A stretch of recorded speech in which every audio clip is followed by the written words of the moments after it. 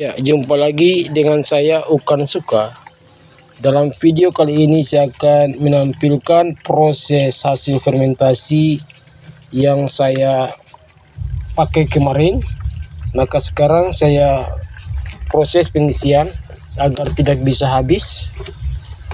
Ya, ini adalah saya gunakan daun kelor sebagai wadah untuk pengisian agar dipakai. Ya, Anda lihat ini adalah fermentasi yang menghasilkan ulat-ulat kecil. Ini adalah Platyhelminthes atau ulat kecil yang terdapat pada fermentasi saya. Bisa lihat. Ya, jika Anda suka, jangan lupa subscribe dan tekan tombol suka biar info dari saya akan selalu saya berikan. Inilah proses pengisian, di mana saya menggunakan daun kelor sebagai wadah untuk proses pengisian, karena daun kelor mengandung bahan antioksidan yang dimana bisa memberikan efek pada tanaman cabai saya agar bisa tumbuh dengan bagus.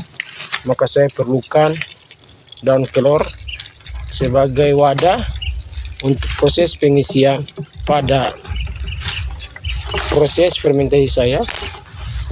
Saya gunakan ini agar bisa menghasilkan fermentasi yang bagus dan efisien, karena ini adalah penghematan anggaran, terutama buat para petani dalam proses pembentukan tanaman supaya bagus, karena unsur kelor sangat bermanfaat serta memberikan unsur nutrisi tambahan berupa vitamin dan zat yang mengandung unsur nitrogen, fosfor, dan kalium yang bermanfaat pada tanaman cabai dan tanaman, terutama pada tanaman yang lain.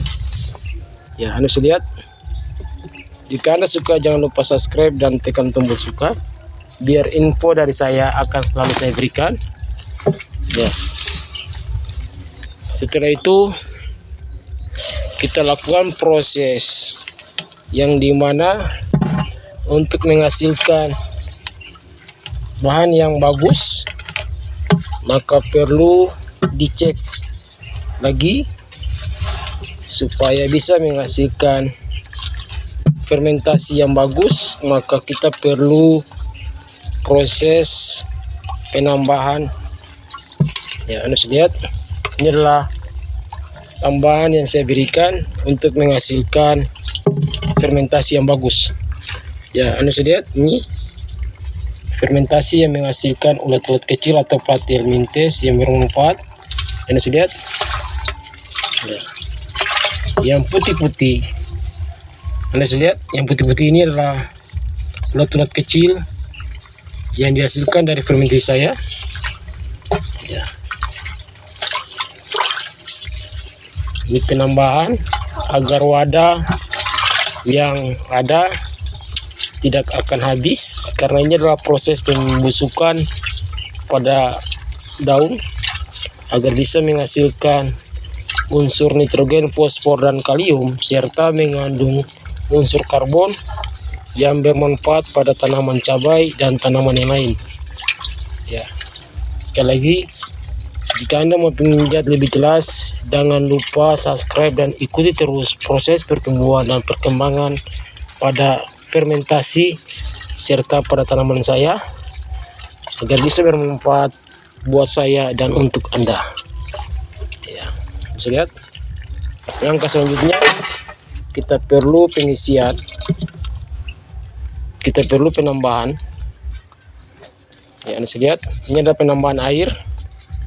Saran saya, penambahan air harus minimal, tidak usah perlu penuh, minimal sampai di sini atau Anda bisa taksir, karena jika kosong maka udara yang ada dalam wadah bisa menyebabkan efek bunyi pada wadah sehingga bisa menyebabkan bunyi yang berkaitan dengan fermentasi bisa mempengaruhi proses pertumbuhan pada tanaman tidak begitu bagus, karena makin banyak zat karbon maka bisa menghasilkan unsur proses fermentasi dia begitu kurang bagus, maka perlu dilakukan proses pengecekan